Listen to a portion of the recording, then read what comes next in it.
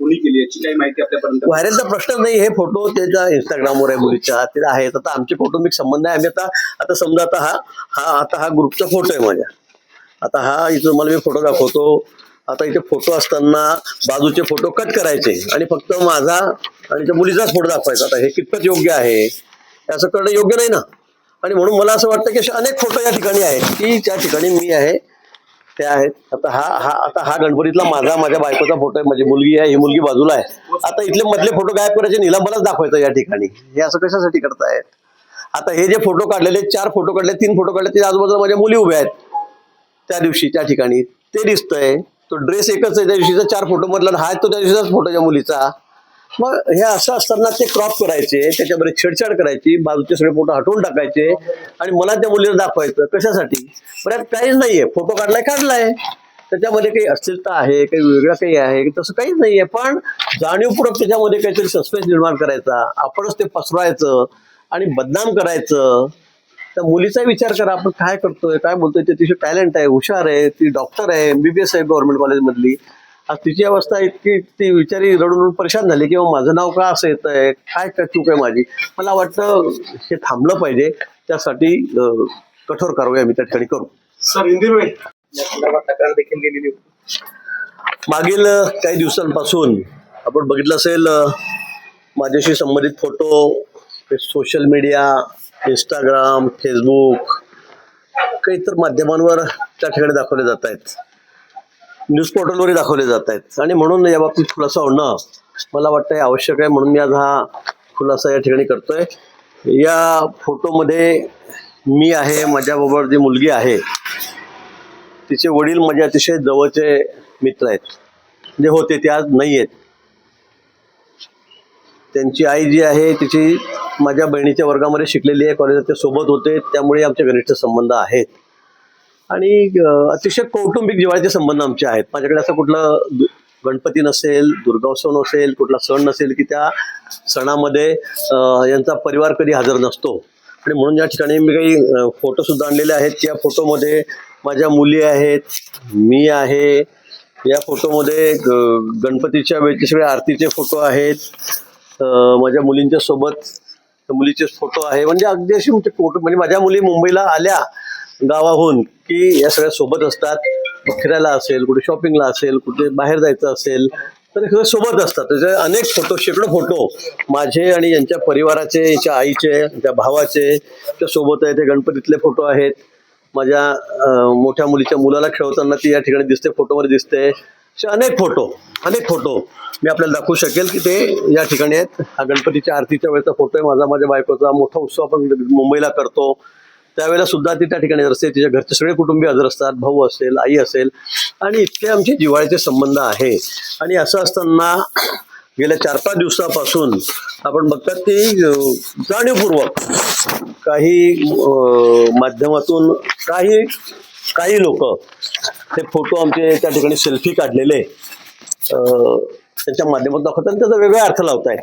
खरं म्हणजे त्या सेल्फी काढण्यामध्ये आता आपण एक फोटो जर बघितला असेल तर काही नाही. माझ्या मुली जसे फोटो काढतात माझ्याबरोबर, तिच्यासोबत काढलेले आहेत. अनेक फोटो आमचे आहेत, तसे तिने पण फोटो काढलेले आहेत. पण हे काढत असताना आजूबाजूला माझ्या मुली आहे, कुटुंबीय आहेत, तिचे कुटुंबीय आहेत.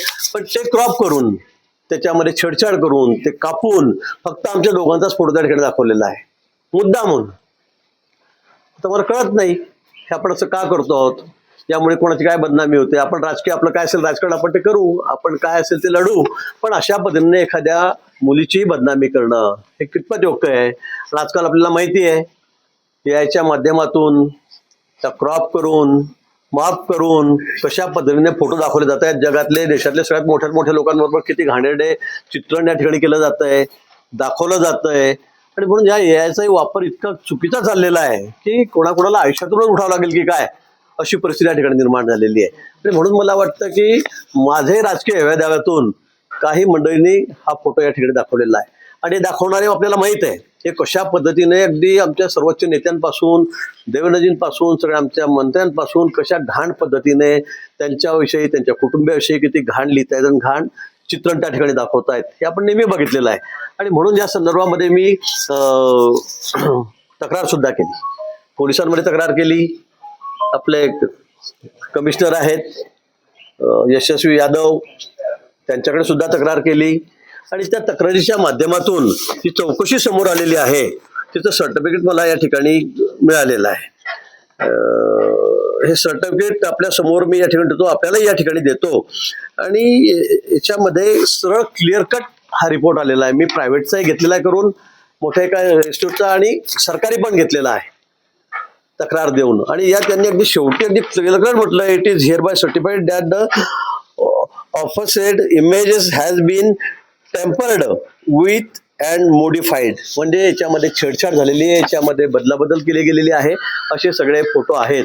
ते म्हणजे आजूबाजूचे सगळे फोटो कापायचे, आम्ही आता या ठिकाणी 2 जण उभे, फक्त आमचेच चेहरे दाखवायचे आणि काहीतरी मग त्यात विक्षिप्त लिहायचं.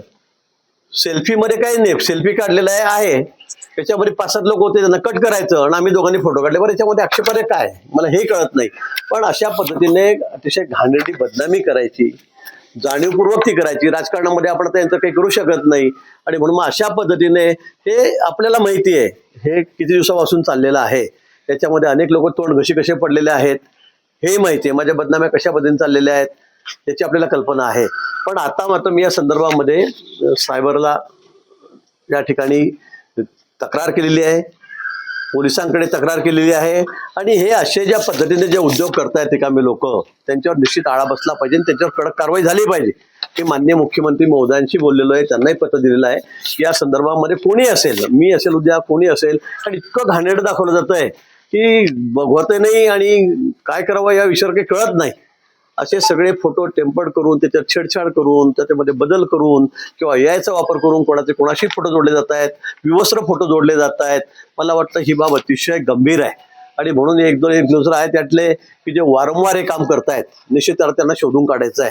कोणी म्हणतं बाहेर बसलेले आहेत, बाहेर देशात बसलेत, कुठे जे काही असतील ते, पण निश्चित त्यांना शोधून काढून अशा पद्धतीने या गोष्टींवर काहीतरी तरी आपण रोख आणली पाहिजे असं मला वाटतंय. हा त्रास अगदी सगळ्या अनेक मोठ्या अभिनेत्रींना अभिनेत्रींनी पण तक्रार केल्या. याबाबत काही कायदा व्हावा किंवा खरं आहे, या बाबतीमध्ये अतिशय कठोर कायद्याची गरज आहे. आपण जसं म्हणतात अनेक अभिनेत्रीच्या बाबतीमध्ये अतिशय पॉलिटिक्समधल्या सगळ्यात मोठ्या लोकांविषयी किती घाणेरडं ते याच्या माध्यमातून महिलांची ते चित्र दाखवले जात आहेत. अनेक ठिकाणी फिल्म इंडस्ट्रीमधल्या मोठ्या ज्या हिरोईन आहेत, त्यांना विवस्त्र दाखवून किती अश्लील ते चित्र दाखवलं जात आहे याच्या माध्यमातून. आणि जसा फायदा यायचा आहे, पण त्याबरोबर हे आता कसं थांबवता येईल आणि यावर कशी कारवाई करता येईल, मला वाटतं अतिशय कठोर कायदा याच्यावर झाला पाहिजे. आणि आता पुढच्या काळामध्ये तुमचं सगळ्यांचं काय, कोणी कोणाबरोबरही कोणतेही म्हणजे काहीही होऊ शकतं. कुठल्याही बिचारा महिलेची, मुलीची म्हणजे इतरच वाट्यावर येईल अशा पद्धतीने दाखवलं जाईल. आणि अगदी एका सेकंदात होतं ते, मोबाईलवर हे अगदी एका सेकंदामध्ये होतंय. आणि म्हणून आता या संदर्भामध्ये अतिशय कठोरातला कठोर कायदा या ठिकाणी आणला गेला पाहिजे आणि त्याच्यावर त्याची अंमलबजावणी कारवाई सुद्धा झाली पाहिजे. सुषमा अंधारे थांबवणं आवश्यक आहे. हे कोण आहेत, का करता आहेत, कशासाठी, असं कोणाविषयी, माझ्या एकट्याच्या विषयी नाही, पण आपण तर यांना बघितलंय की ठराविक मंडळी इतकं घाणेरडं लिहितायत, इतकं घाणेरडं म्हणजे कुटुंबियाविषयी लिहितायत, घरच्या महिलांविषयी लिहितायत. मला वाटतं हे अतिशय अयोग्य आहे, अतिशय चुकीचं आहे. भाऊ, आपण सांगताय की कौटुंबिक राजकीय क्षेत्रातले मोठे, मी कोणाचे नाव घेणार नाही, पण आपल्यालाही याची कल्पना आहे की किती दिवसापासून काय वावड्या माझ्याबद्दल मुद्दाम उठवले जातात, जाणीवपूर्वक उठवले जातात. आपल्याला याची कल्पना आहे. आता यामध्ये कोण आहे, का आहे, कोणी त्या समोरच्या माणसाला हाताशी धरलेला आहे, तो का करतोय, कशासाठी करतोय, मला कळत नाही. पण हे करत असताना आपल्यालाही बहिणी आहेत, आपल्यालाही मुली आहेत, त्याचा विचार केला पाहिजे. आज ही 26-27 वर्षाची मुलगी आहे, आता ही लग्नासाठी मुलं हवी शोधतो, तिच्यासाठी माझी ती जबाबदारी, माझी मुलगी म्हणून. आणि असं करत असताना असे बदनाम करायचं, मला वाटतं हे फार गंभीर आहे आणि अतिशय चुकीचं आहे. हे कुणाच्याही माझ्यावरती सुद्धा कुणाच्याही बाबतीत होऊ नये असं मला वाटतं. काय असेल खरं खोटं ते सांगा ना. राजकारणामध्ये तुम्हाला लढायचं, आमच्याशी 4 हात करा, आम्ही आहे ते बसलेलो. पण अशा पद्धतीने इतकं घाणेरडं राजकारण करायचं, इतकं अश्लील राजकारण करायचं, मला वाटतं हे काही खरं अपेक्षित कोणाकडूनही नाहीये. ते आपण करू नये आणि त्याचं आता मोठ्याच कारवाईला त्यांना सामोरं जावं लागेल. हे आपल्याला वाटतं.